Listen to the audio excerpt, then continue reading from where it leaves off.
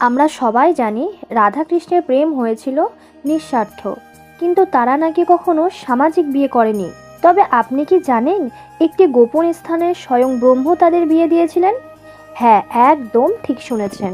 গর্গ সংহিতা এবং ব্রহ্ম বৈবর্ত পুরাণ অনুযায়ী মথুরার কাছে ভান্ডির বন নামক এক পবিত্র বনে অলৌকিক ঘটনাটি ঘটেছিল। একদিন নন্দ বাবার শিশু কৃষ্ণকে নিয়ে বনে গেলে হঠাৎ আকাশ কালো করে ঝড় ওঠে।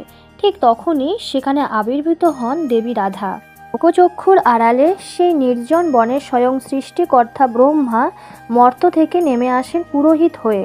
অগ্নি সাক্ষী রেখে তিনি রাধা ও কৃষ্ণের বিবাহ সম্পূর্ণ করেছিলেন। ভক্তদের মতে এটি ছিল আত্মার সাথে পরমাত্মার মিলন, যা সাধারণ মানুষের কাছে ছিল গোপন। রাধা কৃষ্ণের এই অজানা কাহিনী কি আগে জানতেন?